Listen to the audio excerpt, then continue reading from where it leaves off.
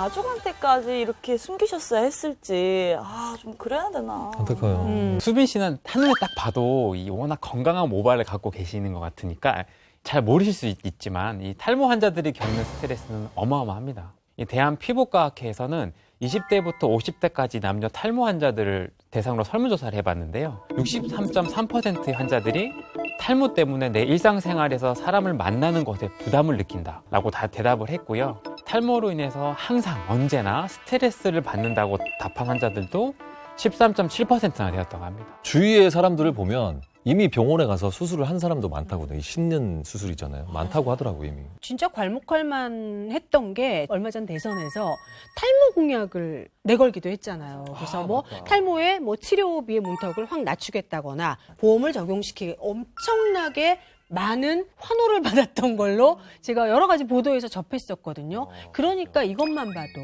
기본적으로 탈모로 고민하시는 분들이 얼마나 많으신가를 느낄 수 있었던 순간이었죠. 맞습니다. 2020년 한 해 동안 사용된 탈모증 진료비만 387억이 넘는다고 하는데요. 어마어마하죠. 더 놀라운 건 국내 탈모 환자가 점점 늘어나고 있다는 점입니다. 2020년 기준 23만 4,780명으로 5년 새 무려 10.3%나 증가를 했는데요.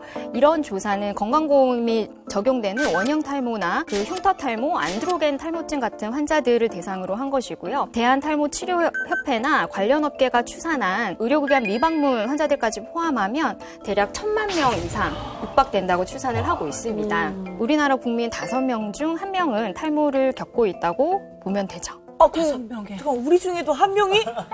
잠깐만. 지섭 괜찮아? 좀 더 말씀드리자면 실제 조사를 해보면 병원을 방문한 전체 탈모 환자 중에서 여성 환자의 비율이 무려 42.9%. 오? 그러니까 거의 절반을 차지했다고 해요. 탈모가 마치 남성들의 우리 질환인 것처럼 여겨지지만 실제로 많은 여성들도 그만큼 이 탈모로 고통을 받고 있다고 보면 되겠죠. 우리가 어렸을 때 동안이라 그러면 피부 뽀얗고 하얗고 이런 것들, 눈, 코, 입 이런 데 집중됐다면 나이가 점점 들면서 피부와 함께 풍성한 머릿결, 어려 보이는 그런 느낌이 확실히 있어요. 저는 샴푸할 때 머리가 막 엄청 빠져요. 길어서 그렇게 느껴지는 건지는 모르겠는데 이 탈모라는 게 얼마나 빠지면 그때부터 탈모라고 불리게 되는지 좀 그게 궁금해요. 제일 궁금한 사항이에요. 내가 신경 써야 될 부분이 언제, 이게 되게 지금 우리가 상식이 부족하거든요. 우리 모발은 일정 기간 동안 생장기를 겪다가 퇴행기에 접어들었다가 이제 빠지게 되고 다시 모발이 자라나는 이런 사이클을 겪게 됩니다.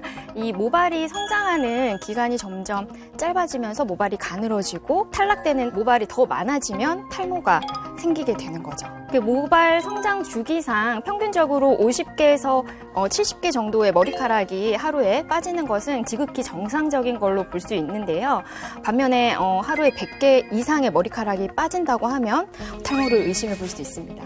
아니, 근데 50개에서 70개, 많게는 100개라고 하는데. 가늠이 안 와요. 그죠? 그걸 하루에 3개도 다 힘든데 그걸 매일매일 체크하면서 3개가 정말 어렵지 않나요? 제대로 탈모 진행 여부를 확인하기 위해서는요. 또 중요한 게 모발의 굵기예요. 모발의 굵기. 들어보셨을 텐데 이 탈모증을 자세히 관찰해 보면 머리카락이 처음에 굵기가 얇아지면서 그다음에 솜털처럼 됐다가 결국 빠지게 되는 과정을 겪거든요. 그러니까 머리카락 굵기가 사람마다 좀 다르긴 한데 한국인 평균 정상모 기준이 0.1mm라고 하거든요. 이 모발의 굵기가 0.05mm, 평균보다 절반 이하로 가늘어지면 탈모의 신호라 보시면 됩니다. 어머나. 아니 그러면 탈모는 왜 생기는 거예요? 탈모는 유전적인 요인부터 굉장히 복합적으로 발생을 하는데요. 그중에 가장 흔한 요인은 여러분들이 잘 알고 계시는 것처럼 유전적인 요인입니다.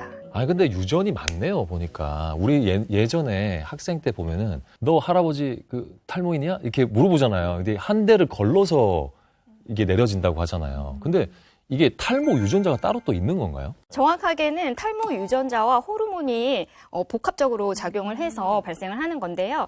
남성들은 사춘기가 지나면서 남성 호르몬인 테스토스테론이 체내에서 많이 분비가 됩니다. 이 테스토스테론은 디하이드로테스토스테론이라고 하는 DHT로 대사가 되는데요. 이 DHT가 바로 모낭에 작용을 해서 모낭을 수축을 시키고 모발의 성장을 억제를 해서 탈모를 유발하는 그런 물질로 역할을 합니다.